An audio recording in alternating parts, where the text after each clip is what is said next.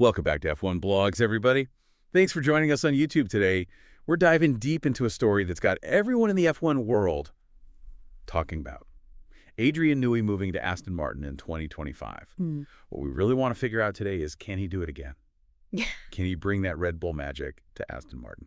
We've got Newey's recent interview with Autocar as our main source, and let me tell you, he said some really interesting stuff. You know what's really interesting about this whole thing? The timing.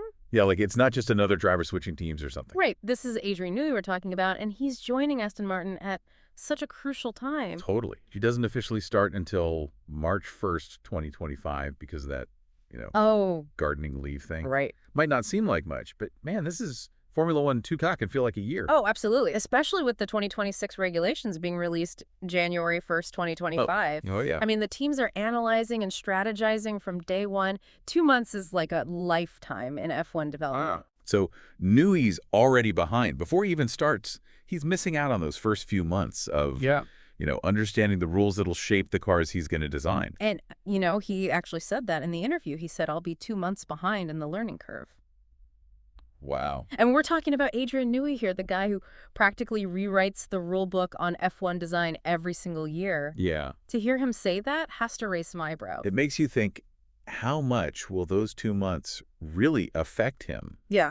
One thing that really caught our attention was Newey talking about these boxes in the regulations. What does he mean by that? Think of them like invisible walls that kind of tell you how big or small different parts of the car can be. Okay. Like you're trying to build this super fast race car, but you have to build it inside this really specific, really tight box. So the regulations basically like define the space the designers have to work within. Exactly. You can't just, go crazy with your design. And these regulations, man, they're super detailed, like 178 pages worth. And the best way to really understand all that is to use CAD, software computer-aided design. But guess what? Newey won't have access to that until he actually starts at Aston Martin. Oh, so he'll be playing catch-up. Yeah, trying to visualize all those rules in his head while everyone else is already building stuff on their computers. That's why what really surprised us was Newey saying that his main focus will be the 2026 season because of, those big regulation changes coming in. He actually said, Aston wants me to do the best possible job in 2025, but my main intention will be on the 2026 regulations. Almost sounds like he's giving up on 2025 a little bit.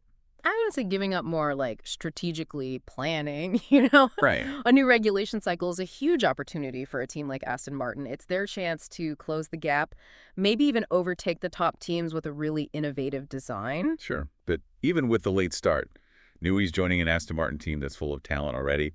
Guys like Enrico Cardile and Andy Cowell, so some big names in F1. How do you think Newey's going to fit in with all these guys? That's the million-dollar question, isn't it? Will he be able to work well with these strong personalities, or are we going to see some, ego clashes? Yeah. Team dynamics are huge in Formula One. Even if you have the most talented people, if they can't work together, they'll never reach their full potential. Wait, didn't Newey kind of shake things up when he joined Red Bull? He did. I feel like I remember hearing something about that. Yeah, he restructured the whole team when he arrived. Really? There's this story about how he thought there were some bad apples on the team when he first joined, so he asked for reports on every single team member. Whoa. And ended up making some big changes. That's intense, asking for reports on your own team. I guess he's serious about performance. Oh, absolutely. He knows that even the tiniest problem can have a huge impact. Yeah. It makes you wonder if he'll try something similar at Aston Martin. Wouldn't be surprised. Okay, let's talk about something a bit more intangible, that knowledge in the head advantage.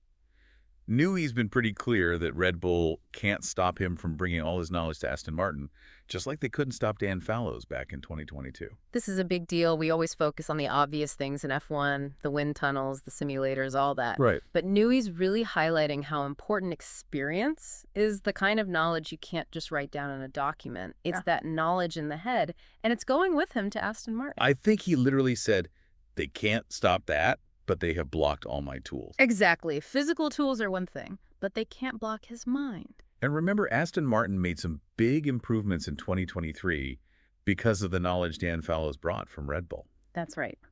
Now imagine what Newey can do with all his experience designing winning cars for decades. It's almost like a secret weapon for Aston Martin. It really is. Yeah. So it's like Aston Martin's getting this massive advantage, even though Newey's starting a bit late, that knowledge is just invaluable.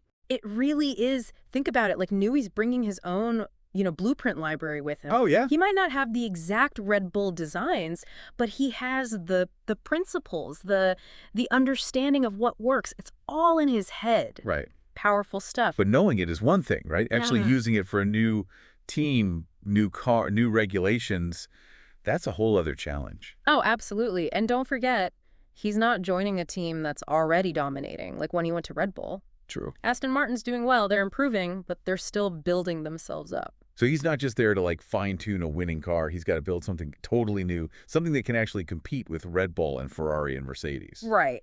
It's a huge task. It's a big ask. It's like someone gave him this giant Lego set, but half the instructions are missing and some of the pieces are from a totally different set. That's a good analogy. He's going to need all his experience, all his creativity, and he's going to have to get the whole team on board with his vision. Which brings us back to those, potential clashes we talked about earlier. Mm-hmm. Newey's known for being really precise, wanting things done a certain way. Yeah. Do you think he can adapt to working with a team that already has its own leaders and ways of doing things? It's going to be a balancing act for sure. Yeah. You want to give NEWEY the freedom to do his thing to push the limits, Right. but you don't want to hold back the talent that's already at Aston Martin, the progress they've made. It's like you're trying to combine two different recipes. Yeah. Yeah. Both have amazing ingredients, but the flavors might clash. Exactly. And then you've got all the pressure from outside the team. The whole F1 world is going to be watching NEWEY every step of the way, waiting to see if he can do what he did at Red Bull. Oh, for sure. And the Aston Martin fans. Yeah. They're already dreaming of championships. No pressure, Adrian. Right. But seriously, that kind of expectation has to get to you a little bit, doesn't it? Of course, pressure can be good. It can push you, but it can also make you make mistakes. Yeah. It'll be really interesting to see how NEWEY handles all that, especially in a new environment. So we've got this mix of team dynamics, pressure from the outside world, and then you've got NEWEY's knowledge in the head. It's like Aston Martin has the secret weapon nobody else can touch. It's like he has this mental map of all the design secrets he's learned over the years. Yeah. He can't bring the physical tools from Red Bull, but he has that map in his head. But he needs the right team, the right environment, the right resources to turn that map into a real car that can actually win races. Right. It's like having the blueprints for a time machine, but you need a whole team of scientists and a super advanced lab to actually build it. Exactly. And he has to do all of this in less than 2 years before the 2026 season starts. Yeah, and that's not a lot of time to build a championship-winning team from scratch. Makes you wonder, what's Aston Martin's plan for those 2 years? Are they going to go all in on 2026, even if it means they might not do so well in 2025? Or will they try to stay competitive while they're building for the future? It's a tough decision. If they just focus on 2026, they might have an advantage when the new rules come in, but they could fall behind in the current championship. Yeah. And, momentum and morale, those things are important in Formula One. For sure. If a team has a bunch of bad results, it can really hurt them, even if they have a long-term plan. It's a balancing act. It is. It's like walking a tightrope. Mm-hmm. They need to keep their eyes on the prize, that 2026 championship, but they can't afford to mess up too badly along the way. They can't trip. The choices Aston Martin makes in the next 2 years, those are going to be crucial, not just for NEWEY, but for the whole team. They've taken a big risk bringing him in. They really have. Yeah. Feels like Aston Martin's got all the pieces, but they have to be really careful or they could all fall apart. Yeah, it's a bold move for sure, and it's Yeah. going to be fascinating to see how it plays out. What makes this whole thing even more interesting is that we haven't really seen anything like this before, NEWEY's never been in this exact situation before, joining a team that's on the rise, but not quite there yet, facing these brand new regulations and having such a short amount of time to make it all work. It's like a big experiment with the whole F1 world watching to see what happens. Exactly, and that's what makes Formula One so exciting, right? It's not just about the cars and the tech, it's about the people, the personalities, the battles against the odds. For sure. And NEWEY joining Aston Martin, that's becoming one of the biggest stories in F1 history. Absolutely. You've got this legendary designer, a team that's really hungry for success, and a whole new set of rules that could completely change everything. It's going to be wild. It really does feel like a new era is starting, both for Aston Martin and for Formula One. Yeah. So much depends on those next 2 years, the decisions that are made, the partnerships that are formed. Definitely. Before we wrap up, I want to leave you with one final question. And for all our viewers out there on F1 blogs too, can Adrian Newey do it again? Yeah, can you pull it off?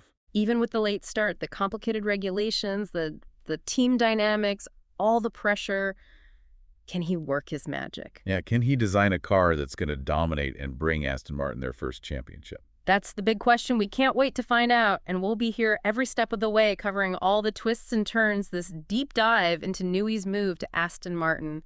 This is just the beginning. Oh yeah, we've got a feeling this story's just getting started. Don't forget to subscribe to F1 Blogs on YouTube so you don't miss any of the latest news and analysis as this story unfolds, and share this episode with your F1 friends. Let's keep the conversation going down in the comments. What do you think NEWEY's going to do at Aston Martin? We want to hear your predictions. Thanks for joining us for this deep dive, everybody. We'll catch you in the next one.